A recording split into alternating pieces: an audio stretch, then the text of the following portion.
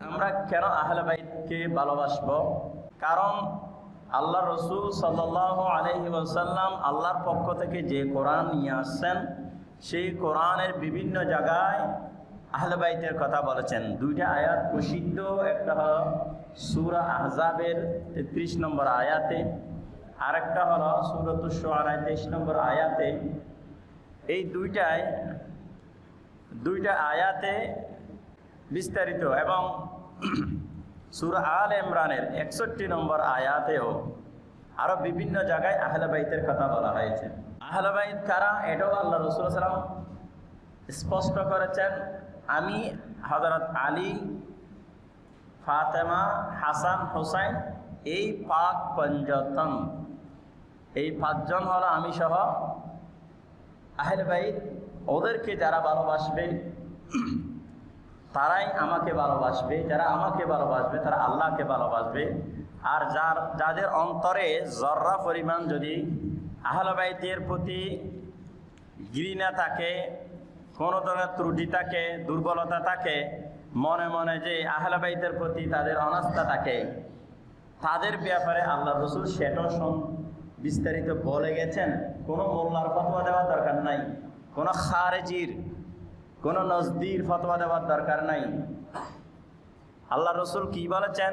হযরত আব্দুল্লাহ ইবনে আব্বাস রাদিয়াল্লাহু তাআলা আনহু ইরশাদ করতেছেন, হাদিস কানা আখরাজাহুল হাকিম ফিল মুস্তাদরাক 3 নম্বর খণ্ড 149 পৃষ্ঠায়, ওয়াসাহহাহু ওয়াজ যাহাবী ফি তালখীসিহি। ইমাম যাহাবী এটা সহিহ বলেছেন। যারা হাদিসগুলো নিয়ে গবেষণা করেন, ইমাম যাহাবী পৃথিবীতে প্রসিদ্ধ, নম্বর 1-এ পড়ে। তিনি এই হাদিস কানা, সহিহ হাদিস কানা বলতেছেন হযরত আব্দুল্লাহ বিন আব্বাস রাদিয়াল্লাহু তাআলা আনহু থেকে বর্ণিত যে রাসূল করিম সাল্লাল্লাহু আলাইহি সাল্লাম ইরশাদ করতেছেন, লাউ আন্না রাজুলান সাফানা বাইনার রুকনি ওয়াল মাকাম। কেউ যদি হজ করতে যায়, আপনারা জানেন যে যাই করুক না কেন হাজিদের জন্য সবকিছু খোলা দরজা।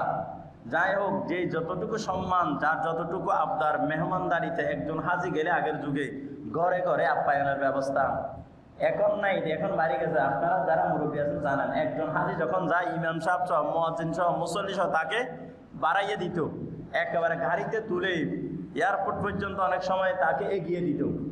হয়তো আপনারা দেখেছেন, আমরা শুনেছি, কারণ এখন তো অ্যাভেলেবেল হাজি হয়ে গেছে।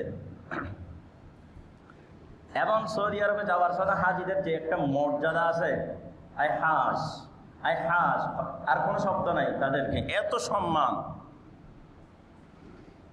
এই হাজি কেউ যদি হজ করতে যায়, কেন বিভিন্ন জায়গায় আছে, রুকনে ইয়ামানি, মাকাম ইব্রাহিম, এবং হাতিমে কাবা, এবং যে দরজাটা আছে বাবে মুলতাজিম, ওই জায়গার মধ্যে নিশ্চিত দোয়া কবুল হয়। সব জায়গায় দোয়া কবুল হয়, এগুলো একটু বেশি নিশ্চিত দোয়া কবুল হয়। ওই জায়গায় কেউ যদি দাঁড়িয়ে সালাত আদায় করে, কি অবস্থায় সালাত আদায় করছে এমনে না,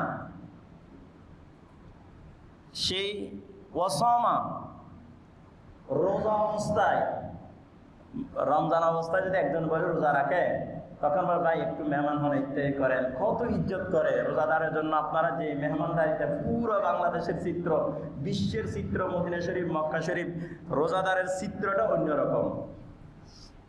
আল্লাহ রসুল বলেন, যদি কেউ রুকনে ইয়ামানি এবং মাকাম ইব্রাহিমে যদি দাঁড়িয়ে রোজা অবস্থায় যদি নামাজ পড়ে, এবং আল্লাহর সাথে সে সাক্ষাৎ করতে চায়, আল্লাহর সাথে সাক্ষাৎ করে আল্লাহ করে ডাক দেয়, অবশ্যই আল্লাহ শুনে। ওয়া মুগদুল আহলে বাইতি মুহাম্মদ সাল্লাল্লাহু আলাইহি ওয়াসাল্লাম, কিন্তু তার অন্তরে আহলে বাইতের প্রতি জর্রা পরিমাণ, বালু পরিমাণ যদি তার অন্তরে হিংসা থাকে, দখলান নার।